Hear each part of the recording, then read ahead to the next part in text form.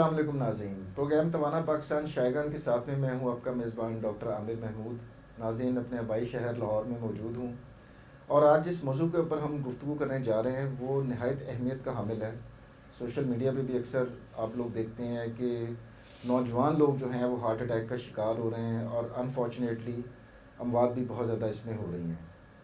तो हमारा आज का जो मौजू गुफ्तगू है वो यही होगा कि हार्ट अटैक होता क्या है, क्यों हो जाता है, उसकी कौन सी ऐसी अलामात होती हैं जिसको हम टाइमली अगर पिक कर लें तो पेशेंट को बचाया जा सकता है, उसमें फ़र्स्ट एड क्या देनी चाहिए और किस तरीके से हार्ट अटैक को हम उसके नतीजे में होने वाली जो अमवात है उनको हम कीमती ज़िंदगियों को हम बचा सकते हैं। और जिन एक्सपर्ट को हमने दावत दी है, मेरे लिए खुशकिस्मती है कि पाकिस्तान के नामवर तरीन माहिर अमराज़ क़ल्ब जिन्हें हम कार्डियोलॉजिस्ट कहते हैं, प्रोफेसर डॉक्टर सैयद मौज़म अली नकवी जो कि FCPS मेडिसिन हैं, FCPS कार्डियोलॉजी हैं और फेलो हैं royal college of physicians England से। उसके साथ साथ sir Punjab institute of cardiology में सरबराह शुबा अमराज़ क़ल्ब भी रह चुके हैं और आजकल diabetic institute of Pakistan morning time में उसके साथ वाबस्ता हैं और इवनिंग टाइम में सरजिमेट हॉस्पिटल गुलबर्ग में मरीज़ों की खिदमत कर रहे हैं। Sir welcome to the show. Thank you very much. Topic sir बड़ी अहमियत का हामिल है, पब्लिक इंटरेस्ट का टॉपिक है। तो सबसे पहले तो सर बुनियादी चीज़ से स्टार्ट करते हैं, ये हार्ट अटैक होता क्या है सर? देखिए, हार्ट अटैक जो ना, इसका थोड़ा सा पता चलना चाहिए। एंजाइना और हार्ट अटैक में फ़र्क है। एंजाइना कहते हैं सीने में दर्द, दबाव होना, और उसमें ये कि दो टाइप्स के एंजाइना होते हैं। एक स्टेबल एंजाइना होता है, एक अनस्टेबल एंजाइना होता है। स्टेबल एंजाइना उस चीज़ को कहते हैं कि एक पेशेंट को सीने में दर्द हुई, दबाव होता है और कई दफ़ा जबड़े में दर्द होता है, बाएं बाजू में, समटाइम्स दाएं बाजू में, कहीं भी हो सकता है, यहाँ से लेके अम्बलाइकस तक। तो अगर वो एंजाइना हो, सीने में दर्द हो एक्सर्शन पे या खाना खाने के बाद, और अगर आप बैठ जाए, ठीक हो जाए, इसे स्टेबल एंजाइना कहते हैं कि स्टेबल है वो। स्टेबल है। अनस्टेबल उस वक्त कहते हैं कि जब आप बैठे हुए हैं, कोई काम नहीं कर रहे, टीवी देख रहे हैं, आप बैठे हुए हैं, कोई कुछ नहीं कर रहे और आपको फिर भी सीने में दर्द, दबाव, घुटन हो रही है, उसको एंजाइना कहते हैं अनस्टेबल। ठीक है, यानी कि उसमें बैरूनी वजह कोई नहीं होगी। हाँ, बैठे बैठे भी एक्सर्शन की ज़रूरत नहीं है, वहाँ खाना खाने की ज़रूरत नहीं है, आपको किसी ख़ास चढ़ाई पे जाने की ज़रूरत नहीं है, तेज़ आप कहीं बाग में वॉक कर रहे हैं उसकी ज़रूरत नहीं। आप रेस्टिंग कंडीशन में हैं तो आपको सीने में दर्द या घुटन शुरू होते हो तो उसे अनस्टेबल कहते हैं। बैठे बिठाए जो दर्द शुरू और ये अनस्टेबल एंजाइना कई दफ़ा शुरू में भी हो सकता है और कई दफ़ा ये स्टेबल एंजाइना से बढ़ के अनस्टेबल भी हो सकता है। अच्छा, बिगड़ गया जब वो तो अनस्टेबल हो गया, ठीक है, या पहले ही अनस्टेबल हो गया कि आपको बैठे बैठे दर्द स्टार्ट हो गई, तो ये दोनों इसके तरीके हो सकते हैं। या डायरेक्ट भी अनस्टेबल हो सकता है या स्टेबल से अनस्टेबल की तरफ बढ़ गई, बीमारी बढ़ गई। हार्ट अटैक उस वक्त कहते हैं जब इतनी शरीयान अगर आपकी बंद हो रही है और उसने दिल का जो मसल है, पट्टा है, उसको डैमेज कर दिया, ठीक है, उसे इन्फाक्शन कहते हैं अंग्रेजी में, तो उसको कहते हैं हार्ट अटैक। उसकी आमतौर पे जो ड्यूरेशन है, मुद्दत है, वो आमतौर पर 20 से 30 मिनट तक होती है और शिद्दत बहुत ज़्यादा होती है। उसके साथ पसीने भी आ सकते हैं, सांस भी ख़राब हो सकता है, मतली या कै भी आ सकती है। तो अगर वो हो और ECG में और कुछ ब्लड टेस्ट जिसे ट्रोपोनिन कहते हैं या कार्डियक एंजाइम्स कहते हैं, वो बढ़ जाए, तो उस कंडीशन को हम हार्ट अटैक कहते हैं। अब वो हार्ट अटैक माइनर भी हो सकता है, सीवियर हार्ट अटैक भी हो। सीवियर हार्ट अटैक उस वक्त कहेंगे अगर कॉम्प्लिकेशन के साथ आ जाए कि पेशेंट को साथ सांस भी ख़राब हो गया, पेशेंट का ब्लड प्रेशर ड्रॉप कर गया, बहुत ज़्यादा तबीयत ख़राब, तो उसको हम कहेंगे ये कॉम्प्लिकेटेड हार्ट अटैक या सीवियर हार्ट अटैक है। तो ये इसका बुनियादी फ़र्क है, एंजाइना किसे कहते हैं और हार्ट अटैक किसे कहते हैं, और स्टेबल और अनस्टेबल में क्या बुनियादी फ़र्क है। अच्छा सर, हमारे यहाँ पर बड़े सगीर में जो मूवीज़ हैं और जो टीवी ड्रामाज हैं उसमें हार्ट अटैक का एक टिपिकल हर डायरेक्टर ने एक वो पकड़ा होता है कि अगर किसी एक्टर को दिखाना है कि बाप की गमज़दा खबर सुन के हार्ट अटैक हुआ है तो बस सीने पे हाथ रखा और वो गिर जाता है। तो आपकी गुफ्तगू से ये आइडिया हो रहा है कि हार्ट अटैक डजंट मीन कि सिर्फ चेस्ट में पेन होगा।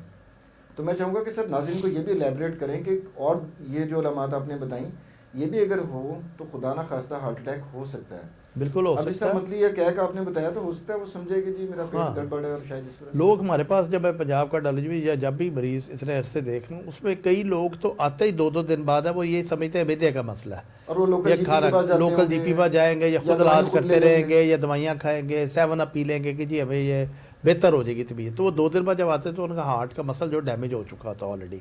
तो इसलिए इसका बर वक्त इलाज होना, बर वक्त रिकगनाइज करना और उसका ट्रीटमेंट नहायत ज़रूरी है। वरना एकदम मसल डैमेज हो गया तो फिर उसका रिवर्सिबिलिटी बहुत मुश्किल से अच्छा, होती है। नाकाबिले तलाफी नुकसान है वो। हाँ आप बिल्कुल, रिवर्स नहीं कर सकते उसे। रिवर्स बहुत मुश्किल से होता है। मुश्किल से होता है। हाँ जी बिल्कुल।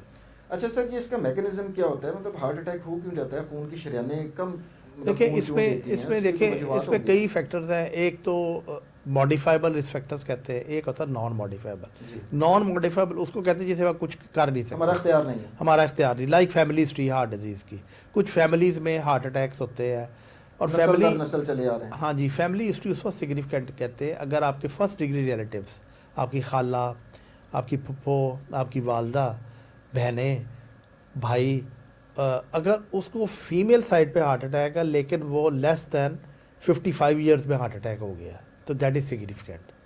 और अगर मेल साइड पे है तो लेस दैन 45 ईयर्स या लेस दैन 40 ईयर्स है तो फिर सिग्निफिकेंट हार्ट डिजीज़ है।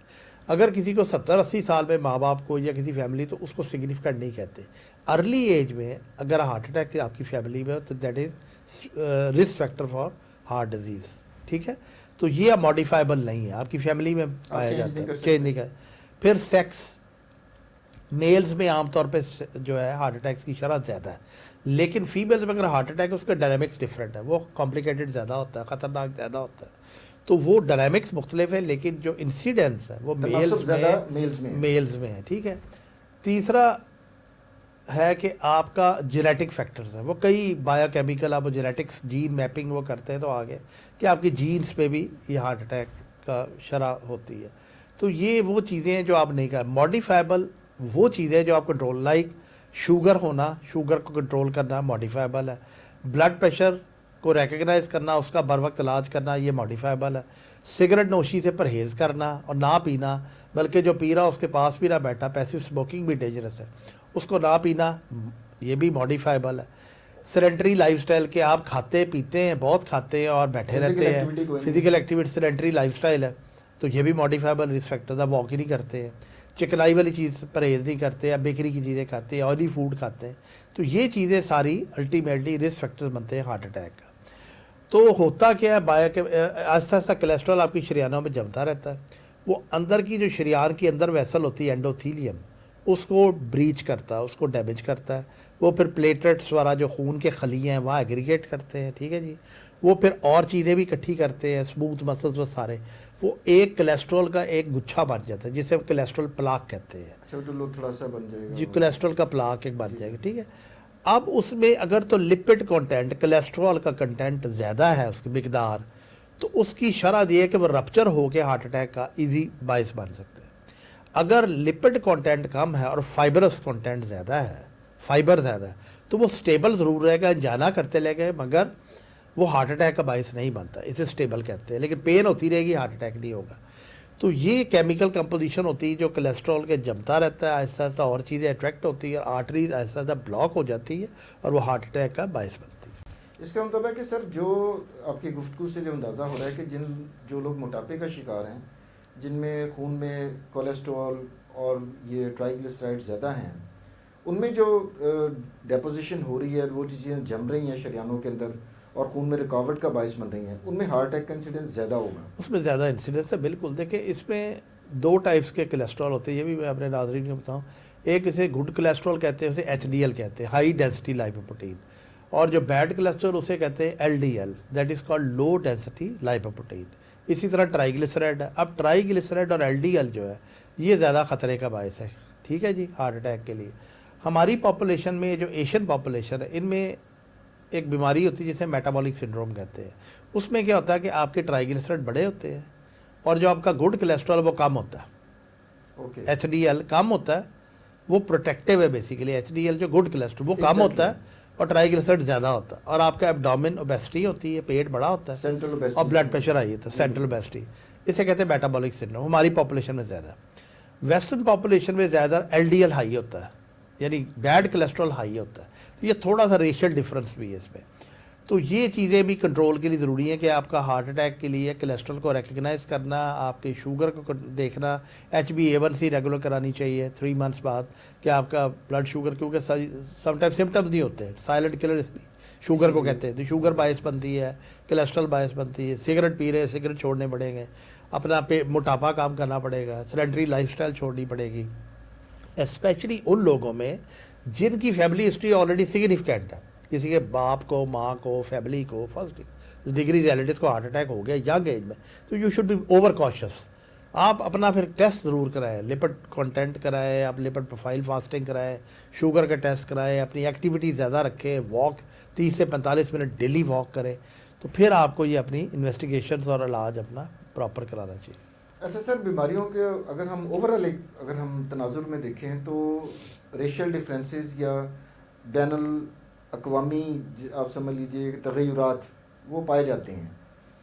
तो इसमें जो हमारा पार्ट ऑफ द वर्ल्ड है, यहाँ पर जैसे आपने सेंट्रल ओबेसिटी का जिक्र किया कि पेट में चर्बी बनने का या डिपॉजिट या ज़ख़ीरा होने का तनासुब ज़्यादा है, जबकि गोरों में हम देखते हैं तो उनके पेट नॉर्मल होते हैं, लेकिन जो चर्बी है वो जिल्द के नीचे होती है, सेंट्रल ओबेसिटी नहीं होती। एग्जैक्टली इन दोनों कैटेगरीज में ज़्यादा खतरनाक फिर यही ज़्यादा खतरनाक सेंट्रल ओबेसिटी है। ये तभी इसके लिए हम वेस्ट हिप रेशो देखते हैं।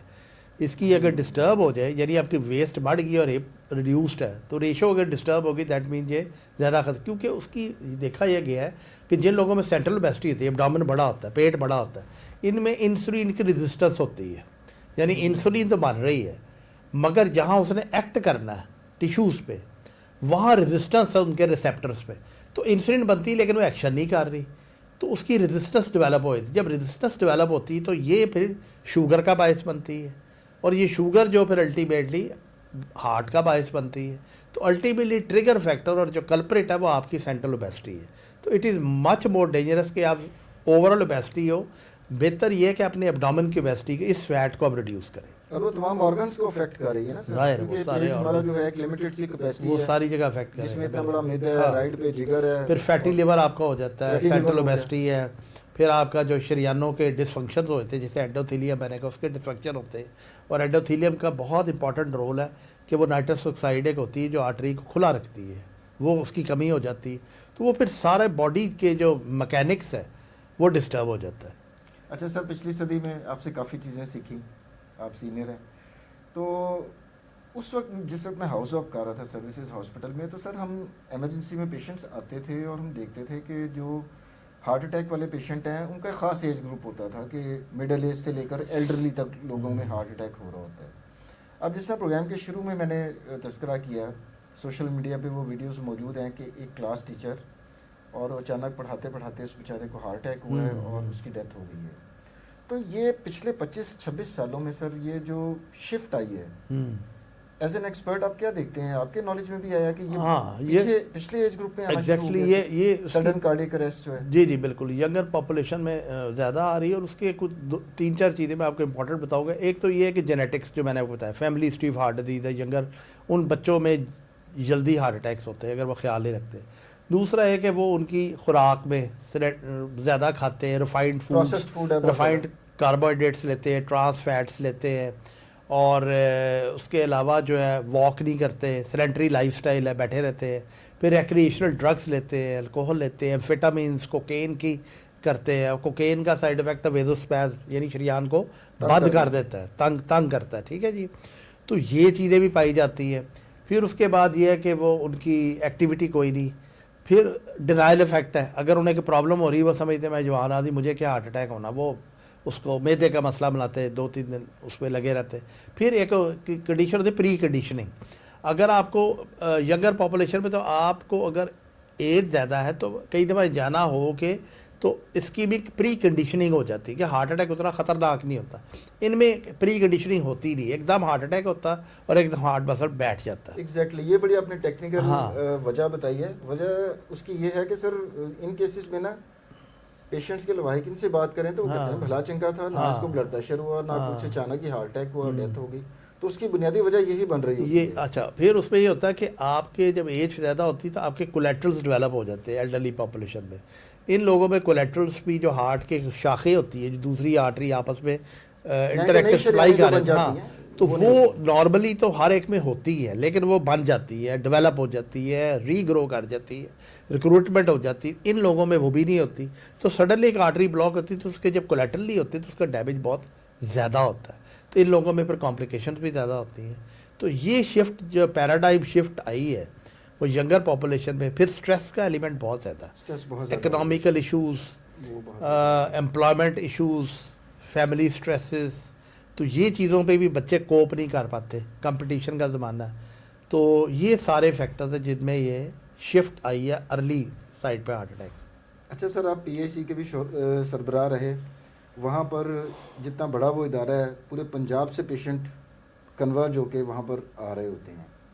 तो ज़्यादा जो कार्डियक अरेस्ट या हार्ट फेलियर्स के जो केसेस आपके ऑब्जर्वेशन में आए, वो अर्बन एरियाज़ में ज़्यादा थे या रूरल मैसेज भी उसी तरीके से अब देखिए, affect हो ये रहे हैं? ये दोनों जगह आते हैं। जो रूरल साइड वाले डिले करते थे क्योंकि डिनाइल फेज में, और एक उनका इशू दूर आना, हेल्थ केयर फैसिलिटीज़ भी हेल्थ नहीं केयर वहाँ फैसिलिटीज पर। उतनी नहीं है। अब तो गवर्नमेंट ऑफ पंजाब ने कुछ फैसिलिटीज़ की हैं, डिफरेंट जगह हमारे हेल्थ सेंटर्स बन गए हैं जहाँ के एंजियोग्राफी मशीन्स भी लग रही है। अच्छा, government of filter Punjab clinics type बनाए हैं काफ़ी सर? फिल्टर क्लिनिक्स भी, और हर ज़बरदस्त। जगह डिस्ट्रिक्ट हेडक्वार्टर हॉस्पिटल्स में एंजियोग्राफी मशीन्स लग रही हैं। तो तो वहाँ बहुत अच्छा जाके है सर, फैसिलिटेशन initiative। उनको वहाँ होगी। तो इसलिए ये जब तक नहीं थी तो ये इश्यूज थे, उनके आने में डिले होता था और डिनाइल फेज में रहते थे। तो लेकिन लाहौर जैसे एरिया में भी कई डिनाइल फेज में आते हैं, वो लेट आते हैं, वो समझते हैं कि अभी हमें कोई मसला नहीं है, हम खुद ही ठीक हो जाएंगे। तो लाइक दैट ये लोगों को बर वक्त फौरी तौर पे अगर ज़रा भी आपको अनप्लेजेंट फीलिंग, चेस्ट पेन और लगे तो आपको फौरी तौर पे डॉक्टर पास या कार्डियोलॉजिस्ट पास या एटलीस्ट हॉस्पिटल में जाके ईसीजी और बेसिक टेस्ट करवाने चाहिए। अच्छा सर, अभी कुछ प्रोग्राम्स मैंने पाकिस्तान के जो मुमताज़ एंडोक्राइनोलॉजिस्ट के साथ भी किए। तो एक बड़ी नई टर्म उन लोगों ने इंट्रोड्यूस करवाई जो पाकिस्तान में बड़ी पॉपुलर हो रही है unfortunately among the medical fraternity, diabesity. कि डायबिटीज़ और ओबेसिटी को एग्जिस्टेंस बहुत ज़्यादा इंसिडेंट्स हमारे यहाँ पर होना शुरू हो गए, और वो यंग एज ग्रुप में भी आना शुरू हो गया। तो इस तरह के बच्चे जो जिनका वज़न भी ज़्यादा है और उनको डायबिटीज़ भी हुई है, हाँ, और added pain to the miseries के फॉर एग्जांपल जो अपने मॉडिफाइबल रिस्क फैक्टर्स हैं वो भी वहाँ पर एग्जिस्ट कर रहे हैं, फैमिली भी हिस्ट्री है, वो क्यूमुलेटिव हो गया ना सारा तो कुछ। सारा क्यूमुलेटिव इफेक्ट हो गया। हाँ। तो इस तरह के उनको विदाउट एनी मतलब कंप्लेंट या सिम्टम्स खुद से वो कुछ टेस्टिंग वगैरह आप सजेस्ट करेंगे कि उनको प्रोएक्टिवली कुछ टेस्ट करवा लेना देखिए चाहिए? वो देखिए वही मैं कह रहा हूँ ना, जिन लोगों में मोटापा पाया जाता है उनको अपना, या फैमिली हिस्ट्री ऑफ डायबिटीज़ है, उनको अपनी शुगर ज़रूर टेस्ट करानी चाहिए। फास्टिंग शुगर कराएं, HbA1c जो 3 मंथ्स की एवरेज है वो करवानी चाहिए। अपना लिपिड प्रोफाइल ज़रूर कराएं। और अगर आप सेडेंटरी लाइफस्टाइल है, स्ट्रेस में रहते हैं, तो अपने कम से कम लिपिड प्रोफाइल और शुगर ज़रूर चेक कराना चाहिए। और डायबिटीज़ भी जो ना ये स्पेक्ट्रम, वो कहते हैं इट इज़ पहले किसी मैंने कहते हैं इट्स अ मेटाबॉलिक डिसऑर्डर। अब वो समटाइम्स ये भी बाज़ लोग कहते हैं it is a cardiovascular disorder which is manifested as high blood sugar. तो basically it is a vascular disorder that affects vessels all over the body. Heart attacks में भी जाती है, स्ट्रोक्स भी करती है, पेरिफेरल वेसल्स जो लिम्स के वेसल्स हैं आपके टांगों के और हाथों के, वो भी इफेक्ट करती है, किडनीज भी इफेक्ट इसी वजह होती से वो है। डिलेड हीलिंग भी हो हाँ रही है जी, सर। और आपके जो चीज़ें हैं ना, मल्टीपल सिस्टम जो है आपके, जहाँ जहाँ वेसल्स है उसको ये इफेक्ट करती है डायबिटीज़ जो है। और ओबेसिटी इटसेल्फ, इंसुलिन रेजिस्टेंस मैंने कहा, तो it's a vicious circle develop हो जाता है ना। ओबेसिटी होगी, इंसुलिन रेजिस्टेंस होगी, इंसुलिन रेजिस्टेंस होगी तो डायबिटीज़ होगी, जब डायबिटीज़ होगी तो मज़ीद ये बढ़ जाएगा। तो अल्टीमेटली ये हार्ट अटैक्स और स्ट्रोक्स और नज़र की इश्यूज़, आई के इशू, वीएन के इश्यूज़, ये सारे फिर उसकी वजह से हो जाते हैं। अच्छा सर, आप माशाल्लाह आपका बैनुल-अक़वामी भी तजर्बा रहा, यूके से माशाल्लाह आपने FRCP की, वहाँ का हेल्थ केयर सिस्टम भी देखा होगा और हमारा यहाँ का भी देखा है। तो बेसिक लाइफ सपोर्ट या जो फ़र्स्ट एड आम नाज़रीन की समझ के लिए कि जो बेसिक फ़र्स्ट एड हमारे पास मौजूद होती है, जो बाय स्टैंडर्ड्स या इर्द गिर्द खड़े होने वाले लोग दे सकते हैं, वो ट्रेनिंग तो इस मुल्क में होती नहीं। जबकि बाहर गोरे के पास वो स्ट्रक्चर्ड तरीके से बताते हैं कि खुदा ना खासा हार्ट अटैक हो गई तो आपने क्या फर्स्ट एड देनी है। तो मैं चाहूँगा सर नाजरीन को अगर थोड़ा सा एजुकेट करने के लिए अब मोटी मोटी कोई बेसिक चीज़ें बता दें। देखिए एक तो इमीडिएटली वो क्या कर सकते हैं? एक तो घर में मेरा ख्याल है हर एक के जिनको शुगर है या जो रिस्क फैक्टर्स है कम से कम एक डिस्प्रिन की गोली ज़रूर होनी चाहिए। इसे कहते हैं पोर मैन स्ट्रेप्टोकाइनेस। सस्ती है सर वो? डिस्प्रिन उसको फौरी तौर पे च्यू कर ले, क्योंकि जब च्यू करते हैं ना, चबाते हैं, तो उसकी बकल एब्जॉर्प्शन बहुत फास्ट होती है। ठीक है, लॉब के जरिए हाँ, मतलब चबा ले उसको, वो बकल एब्जॉर्प्शन होगी, ब्लड में जाएगी, तो उससे एक तो ये है। ठीक है, एक क्लोपिडिग्रिल की गोली होती है, वो 4 गोलियां इकट्ठी खा सकते हैं, 75 मिलीग्राम की 4 गोलियां वो ले लें। सबसे पहले तो डिस्प्रिन लें, नंबर 1। फिर एंजीसिड की गोली होती है, छोटी थी, वो चेस्ट पेन के लिए होती है, एंजाइना के लिए होती है, वो आप जुबान के नीचे रख सकते हैं, उससे भी आपका रिलीफ होता है। फौरी तौर पर 1112 को आप कॉल करें और कोशिश करें अर्लीस्ट ऐसी जगह हॉस्पिटल जाएं जहाँ के एंजियोप्लास्टी की, एंजियोग्राफी की, कैथ लैब की फैसिलिटी अवेलेबल है, क्योंकि इसका विंडो पीरियड बहुत शॉर्ट है। आपने 120 मिनट्स, आपने अर्लीस्ट जितना जाएंगे उतनी जल्दी आप बेहतर रहेंगे। और इसका टाइम है 90 मिनट्स के अंदर, डोर टू बलून टाइम है, यानी आपको डोर पे पहुंचे हॉस्पिटल और बलून स्टेंट करते वक्त 90 मिनट के अंदर अंदर आपके ये हो जाए। उससे भी जल्दी हो तो आपका हार्ट बच जाता है। लेकिन अगर आप एंटीसिपेट करते हैं इतनी दूर है कि आपको ऐसी जगह जाना है, लाइक पीएसी जा रहा था, आपको लगेगा कि 2 घंटे ज़्यादा टाइम लग जाएगा, तो फिर बेहतर अपने नियरेस्ट जगह पे जाए, तो मुझे हार्ट अटैक का बचाव का जो टीका होता है वो लगवा लें विद इन 30 मिनट्स। उसका टाइम भी विद इन 30 मिनट्स। अच्छा, उससे फिर हम टाइम गेन कर लेंगे सर? उससे टाइम गेन लें विद इन 30 मिनट्स, और उसके बाद फिर हम वहाँ रेफर कर देंगे। तो 90 मिनट अगर आपने उस जगह जाएँ जहाँ एंजियोप्लास्टी, एंजियोग्राफी की फैसिलिटी अवेलेबल है, 90 मिनट में डोर टू बलून टाइम आप करवा लें। एंजियोग्राफी हो, अगर ज़रूरत पड़े तो स्टेंट डाल देंगे। ठीक है, अगर आपको लगता है कि 2 घंटे लग जाएंगे, नहीं पहुंच सकते, तो बेहतर आधे घंटे में आप ये इंजेक्शन वो लगवा लें जो हार्ट अटैक के लिए ज़रूरी है। तो ये बुनियादी, पहले डिस्प्रिन वो तो घर पे शुरू कर दें, घर पे शुरू करें, रेस्क्यू टीम को इंटीमेट करें, बुलाएं फौरी तौर पे जाके, तो अपना ये चीज़ें इलाज करें, और इलाज मौजूद है। लेकिन अलबिया सर पता है क्या है कि इस तरह प्रैक्टिकल सिनेरियो में जब होता है ना, किसी को इवन के इर्द गिर्द के लोगों को पता भी चल गया कि इसको हार्ट अटैक हो गया, वो पानी को कोई छींटे मार रहा है, कोई कुछ कर रहा है, कॉस्मेटिक से मयस लोग ले रहे होते हैं। तो आपने और दूसरा, अगर घर में खुदा ना खासा कोई कोलैप्स हो गया, कार्डियक अरेस्ट हो गया, तो फिर आपको आपके मैयर्स आने चाहिए कि आप बेसिक लाइफ सपोर्ट कैसे CPR जो हम CPR वो आपको वो ट्रेनिंग होनी चाहिए हर लेवल पे, वो बहुत ज़रूरी है, जिसकी नहायत ज़रूरी है, क्योंकि हर बंदे को ज़रूरी तो नहीं कि वो स्टेबल ही चला जाएगा, हो सकता है घर ही कोलैप्स हो गया। तो आपको ये चीज़ें आपको आनी चाहिए। और जब बेहोश हो तो पानी तो बिल्कुल नहीं पिलाना चाहिए। लोग लेटे पानी पिलाते हैं, वो हार्ट से तो बच जाता है, वो लंग्स में पानी चले तो एस्पिरेट जाता, तो उसकी वजह से खुदा न खासा खतरनाक हो सकता है। जी नाज़रीन, प्रोफेसर डॉक्टर मौज़म ने बड़ी अहम हिदायत दी हैं। खुदा न खास्ता आपके गिरदोनवा में, फैमिली में किसी को हार्ट अटैक हो जाए और आप समझ रहे हैं कि हार्ट अटैक हुआ है, तो उस वक्त डिस्प्रिन तो देखें जनरल स्टोर के ऊपर भी अवेलेबल है। फ़ौरन एक गोली, जिस तरह डॉक्टर साहब ने फरमाया, चबा लें, पानी के साथ भी ना लें, चबा लें। उसके अलावा क्लोपिडोग्रिल जो दवाई है उसकी 4 गोलियां फ़ौरन खिला दे मरीज़ को। और तीसरी दवाई डॉक्टर साहब की गोली जो ज़ुबान के नीचे, वो मेडिकल स्टोर वालों को पता होता है, वो जो ज़ुबान के नीचे रखने वाली गोली होती है। ये तो वो 3 चीज़ें हैं जो आप कर सकते हैं। बिल्कुल फौरी तौर पर रेस्क्यू 1122 को कॉल करें, ताकि उनके ट्रेन पैरामेडिक्स पेशेंट को लेकर करीबी हॉस्पिटल जाएँ। और अगर कोई ऐसा हॉस्पिटल आपके करीब नहीं है जहाँ पर एंजियोग्राफी या स्टेंट डाला जा सके, तो किसी ऐसे क्लिनिक या हॉस्पिटल में चले जाएं जहाँ पर कम से कम वो एक इमरजेंसी में एक टीका लगाया जाता है हार्ट अटैक में, मरीज़ को वो लगवा कर वो उससे थोड़ा सा उसको मोहलत मिल जाएगी बड़े हॉस्पिटल तक पहुँचने में। तो मेरा ख्याल है कि अगर इस तरह के मेजर्स हम कर लें जो कि आपके हाथ में हैं, तो काफ़ी कीमती जानें बचाई जा सकती हैं। अब हम सर ये सारा एज्यूम करते हैं सिनेरियो कि लोगों ने सारा किया, उसको सारी गोलियां भी दे दी, रेस्क्यू 1122 टाइमली ले भी आई, आपके पास से कि PIC में एक इस तरह का जब पेशेंट आता है।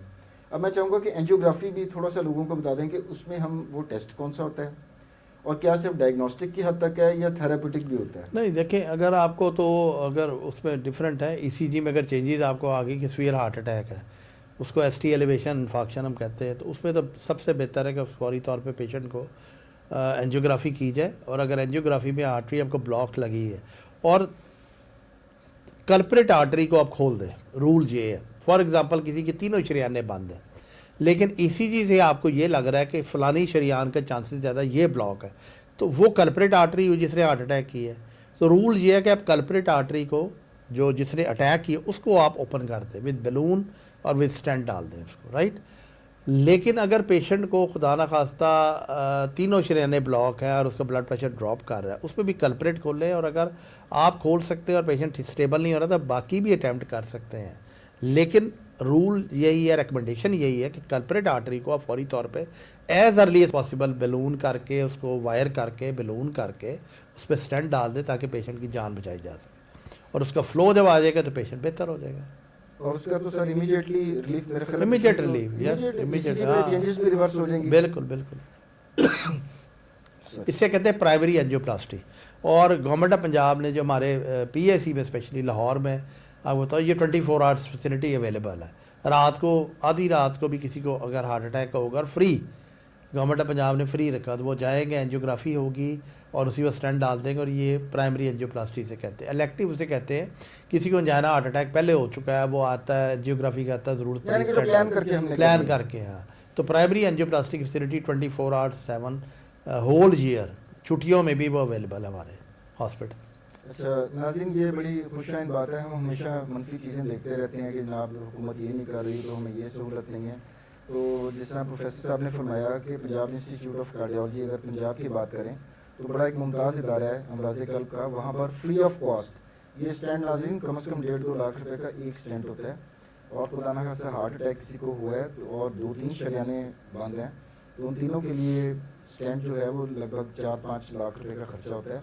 वो हुकूमत पंजाब फ्री ऑफ कॉस्ट आपको दे रही है, तो ये बहुत बड़ी सहूलत है, हमें इसकी तारीफ करनी चाहिए। अच्छा, एक और इम्पॉर्टेंट बात मैं बताऊँ, मैंने अभी डायबिटिक इंस्टीट्यूट जो ज्वाइन की, उसकी बुनियादी वजह कि मैंने देखा अपने एक्सपीरियंस में कि जो हार्ट अटैक से आते हैं 60 to 70% पेशेंट्स को अंडरलाइंग डायबिटीज़ होती थी जिनको हार्ट अटैक होता था। तो इस इंस्टीट्यूट को, डायबिटिक इंस्टीट्यूट पाकिस्तान का ज्वाइन करने का मेरा मकसद भी ये है कि हम उस चीज़ से बचा जाए। जो शुगर के मरीज़ हैं उनकी इनिशियल असेसमेंट करा लें, जिनमें साइलेंटली अगर पता नहीं चलता तो उनको वहीं पिक कर लें ताकि हार्ट अटैक से बचा जा सके। तो वहाँ बहुत ज़्यादा शुगर के मरीज़ आते हैं, तो मेरा मकसद ये है उन्हीं को उसी प्रिवेंशन के साइड पे उनको लेके जाएं ताकि वह नौबत ही ना आए, और अगर कोई आए, अगर कोई ज़रूरत पड़े तो फिर उसको हम फर्दर प्रोसीड करके एंजियोग्राफी या अकॉर्डिंगली उसको ट्रीट किया जाए। या नाज़रीन के समझने के लिए अगर मैं सर इसको इस तरह से रिफ्रेश करूँ कि जो डायबिटीज़ के पेशेंट हैं उसमें चूँकि वेस्कुलोपैथीज हो रही होती हैं कि शरियानों को वो अफेक्ट कर रही हैं और शरियाने पूरे जिस्म में जा रही हैं। एग्जैक्टली, बिल्कुल। दिमाग की तरफ जा रही है तो वो फालिज कर सकती है, और वो फिर दिल की तरफ आ रही है तो फिर हार्ट अटैक हो सकता है। तो आप जो डायबिटीज़ के मरीज़ डायबिटिक इंस्टीट्यूट ऑफ पाकिस्तान में आ रहे हैं, आप उनके हार्ट अटैक को खतरे को कम करने के लिए, हाँ, प्रिवेंशन बेसिकली, प्रिवेंटिव, हाँ, तो ये तो बहुत ज़्यादा ज़बरदस्त काम है। क्योंकि एक साइड तो मैंने देख ली ना, एक स्पेक्ट्रम के हमने थेराप्यूटिक्स देखी है। अब हम चाह रहे हैं कि वो नौबत ही ना आए, प्रिवेंशन की तरफ तवज्जो देनी चाहिए, क्योंकि हमारे preventive cardiology is very very important. आप उन चीज़ों को प्रिवेंट कर सकते हैं, आप अर्ली उस चीज़ को अगर पिक कर लें तो prevention is very important. Exactly sir. अच्छा सर, अब इसमें प्रैक्टिकल भी कुछ सवालात मैं आपसे करूं कि आमतौर पे देखा गया कि हार्ट अटैक्स नॉर्मली सुबह के टाइम ही क्यों हो रहे होते हैं लोगों में? उसके कई हार्मोनल इफेक्ट्स होते हैं, और ऐसे कुछ केमिकल जो हार्मोन्स रिलीज होते हैं अर्ली मॉर्निंग कि जिसकी वजह से ये ज़्यादा चांसेस होते हैं हार्ट अटैक है। वो उसकी ये वजह बुनियादी। हार्ट अटैक साइलेंट इस्कीमिया भी हो रहा होता है कि कई दफ़ा साइलेंट तो किसी वक्त भी हो सकता है। साइलेंट तो आमतौर पर शुगर के मरीजों में होता है, फिर एल्डरली लोगों में होता है साइलेंट, ठीक है, जिनमें न्यूरोपैथी किसी वजह से भी है तो उनको कई दफ़ा फील नहीं होती पेन। तो साइलेंट स्कीमिया कभी भी हो सकता है, दिन में भी और रात में भी, लेकिन अर्ली मॉर्निंग की वजह ये क्योंकि हार्मोन्स आपके ऐसे कॉर्टिसोल वो रिलीज होते हैं रात में कि जो इसको ट्रिगर करते हैं इन चीज़ों को, तो फिर वो हार्ट अटैक अर्ली मॉर्निंग होता है। और अनफॉर्चुनेटली वो टाइम भी ऐसा होता है अर्ली मॉर्निंग का कि उस वक्त इमीडिएटली एग्जैक्टली डिले भी हो जाता है आई थिंक के ट्रीटमेंट। एग्जैक्टली। अच्छा सर, अब हम इस तरफ आते हैं कि अभी ये तो हो गया कि इमरजेंसी रेस्क्यू हमने किस तरह किया पेशेंट को। आपने माशाल्लाह फर्स्ट एड का भी तरीका बताया कि घर पे आपके हाथ में क्या आप क्या कर सकते हैं। दूसरा आपने एक जिक्र किया इलेक्टिव एंजियोग्राफी का कि एक पेशेंट है जो कि आपके पास आता है, उसको एंजाइना का प्रॉब्लम है, लॉन्ग स्टैंडिंग एंजाइना चल रहा है उसका 2-4-5 साल से, तो उसमें एंजियोग्राफी कब करते हैं और इलेक्टिव हम उसमें स्टेंट डाल के उसको इस खतरे से कब हम बचाने की नौबत? देखिए, वो डिपेंड करता है, बड़ी ये आपका बड़ा अच्छा क्वेश्चन है, लेकिन ज़रूरी नहीं हर पेशेंट की एंजियोग्राफी की जाए। एक पेशेंट है स्टेबल आ रहा है, दवाइयों से ठीक चल रहा है, उसके अब थैलियम स्कैन करा सकते हैं, स्ट्रेस थैलियम स्कैन। अगर उसमें बहुत ज़्यादा सीवियरिटी नहीं है तो उसको दवाइयों पे भी चला सकते हैं, क्योंकि हर मरीज़ की अब कुछ लोग हैं उनके किडनीज इफेक्ट होते हैं, कुछ लोग हैं जो 80 साल 90 साल के लोग हैं, उनमें टॉलरेट नहीं कर सकते बिला शायद। वजह आपको हर पेशेंट की angiography exactly is not an answer. जी। लेकिन कुछ मरीज जो यंगर पॉपुलेशन है जिनको अंजाना होता है, वहाँ मैं और समझता हूँ यंग एज ग्रुप को हाँ तो थोड़ा सा। उनका ज़रूर एंजियोग्राफी करके रूल आउट करना चाहिए, और अगर उस पर कोई प्रॉब्लम है तो उसको उसके अकॉर्डिंगली ट्रीट करना चाहिए। अच्छा, एक प्रैक्टिकल सर आप आपके सामने सिनेरियो रखता हूँ जिससे आप आई एम श्योर गुजरते होंगे, कि लोगों का तासुर ये होता है कि जब एंजियोग्राफी जो टेस्ट हो रहा है ये सब डायग्नोसिस की हद तक है कि डॉक्टर साहब बताएंगे कि जी शरियानों का क्या स्टेटस है, दिल की शरियानों का। लेकिन जब आप देखते हैं कि इतने परसेंट ब्लॉकेज हुई हुई है, तो उस वक्त उसी प्रोसीजर के दौरान ही हम स्टेंट भी डाल सकते हैं। जी आइडियली यही होना चाहिए, आइडियली यही होना आइडियली होना चाहिए। चाहिए, क्योंकि देखिए 2 दफ़ा प्रोसीजर 2 दफ़ा अब किसी के शरियान को प्रिक करना है तो कोई मुनासिब नहीं है। अगर एंजियोग्राफी की और वो स्वीयर है, लियन टाइट लियन है, तो उसको आपको फिर फैमिली से एक्सप्लेन करके उसको 7 स्टेंट डाल देने चाहिए, सेम प्रोसीजर। एग्जैक्टली क्योंकि हाँ उसमें देखें रेडियोएक्टिव डाई भी यूज़ हो रही है, हाँ तो वो दोबारा उसी प्रोसेस से गुजारना। बिल्कुल। असल में सर लोगों को इतना मालूम नहीं होता, वो कहते हैं डॉक्टर साहब ने एंजियोग्राफी के लिए बुलाया था, आप जनाब वो ओटी का दरवाज़ा खुला है और जो पैरामेडिक है वो कह रहा है कि जी आपके पेशेंट को स्टेंट भी डलेगा। देखिए उसकी तो वजह ये शायद जनाब ये इतना खर्चा डॉक्टर साहब ने तो पहले बताया नहीं था। मैं उस पॉइंट को करना चाह नहीं, रहा हूँ। देखिए उसकी वजह शायद कुछ डॉक्टरों की भी गलती होती है कि इसमें ना पहले पेशेंट से वो सारी चीज़ें एक्सप्लेन करनी चाहिए कि एग्जैक्टली हम एंजियोग्राफी करना चाहते हैं और उसकी बुनियादी इंडिकेशन क्या है। और एंजियोग्राफी में ये भी हो सकता है कि शरियान तंग हो, 1 हो 2 3 हो, तो ये भी हो सकता है बाद में बाईपास की नौबत है, ये भी हो सकता है कि फौरी स्टेंट डालना पड़े। तो ये पहले उन्हें एक्सप्लेन करना चाहिए, क्योंकि जाहिर है अगर आप एक्सप्लेन नहीं करेंगे तो एकदम एंजियोग्राफी करके कहेंगे तो उनके लिए ब्रेकिंग न्यूज़ तो बहुत ख़तरनाक है ना कि जी अब एग्जैक्टली स्टेंट डालना है। कई दफ़ा इकोनॉमिकल इशू भी होते हैं, लोगों के पैसे नहीं होते। अगर गवर्नमेंट हॉस्पिटल में तो फ्री होता है, लेकिन इवन देन आपको पहले चीज़ें एक्सप्लेन करनी चाहिए। अच्छा सर, अब हम प्रोग्राम के अख्ताम की तरफ बढ़ रहे हैं और टॉपिक इतना दिलचस्प है कि इसके ऊपर गुफ्तगू मज़ीद भी हो सकती है। इंशाल्लाह हम एक और प्रोग्राम इसके ऊपर और तफसीली भी करेंगे, जिस पे हम और पहलुओं पे भी गुफ्तगू करेंगे। मैं चाहूँगा कि आज की हमारी अब तक की जो आपने इतनी अच्छी गुफ्तगू फरमाई है, तो हमारे जो वामुन्नास इस प्रोग्राम को देख रहे हैं उनको टेक होम मैसेज क्रिस्प आप क्या देना चाहेंगे कि हार्ट अटैक से बचाव किस तरह मुमकिन है, और अगर हो जाए तो खुदा न खास्ता किस तरीके से आप एक कीमती ज़िंदगी बचा सकते हैं। देखिए हार्ट अटैक का यही कि अपने इर्द गिर्द देखिए आप, अगर आपको फैमिली में आपके हार्ट अटैक की शरह है, आपके पेरेंट्स में है, आपका मोटापा है, तो अपने बुनियादी टेस्ट जो रिस्क फैक्टर्स हैं जो मैंने आपको बताया है, शुगर है, हाई ब्लड प्रेशर है, कोलेस्ट्रॉल का ज़्यादा होना है, ट्राइग्लिसराइड का ज़्यादा होना है, और खाना पीना ज़्यादा, मोटापा ज़्यादा है, ठीक है, तो फिर अपने कम से कम ये शुगर के टेस्ट, ब्लड प्रेशर अपना गाय बगाए वो चेक ज़रूर करें, और अपने रिस्क फैक्टर्स को कंट्रोल करना सीखें, प्रिवेंशन करें। जब रिस्क फैक्टर्स कंट्रोल होंगे तो हार्ट अटैक की शरह खुद ही कम हो जाएगी। और हार्ट अटैक अगर हो जाएगा तो मैंने आपको बुनियादी फर्स्ट एड और एंजियोग्राफी वो बातें बताई, फिर उसकी तरफ आप जाएंगे।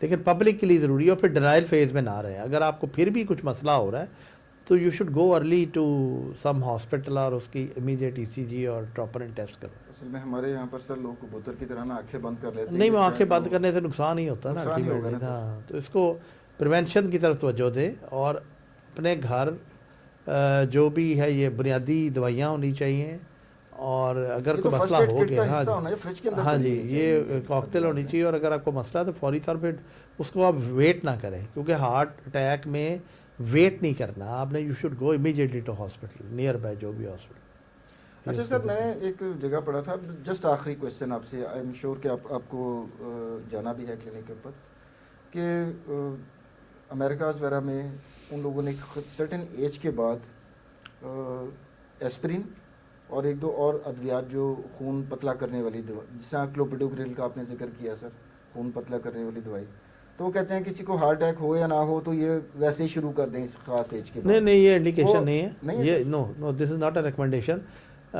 इम्पॉर्टेंट ये है, स्टैटिन जो है कोलेस्ट्रॉल की दवाई, उसके बारे में है कि अगर आप 55 ईयर से ज़्यादा है, या आपको कोई फालज हो चुका है, हार्ट अटैक हो चुका है, या आपकी फैमिली में है, या आपका कोलेस्ट्रॉल ज़्यादा है, तो उसमें है कि आप कोलेस्ट्रॉल की दवाई ज़रूर लें, मगर बिला वजह डिस्प्लिन लेने की कोई इंडिकेशन नहीं कि अगर आपको कोई रिस्क फैक्टर नहीं है तो खाम का डिस्प्लिन लेने के अपने नुकसानात भी है। मैदा ख़राब होता है, किडनीज इफेक्ट हो सकते हैं, तो डिस्प्रिन का कोई रिकमेंडेशन नहीं है कि बिला वजह नहीं लेनी चाहिए।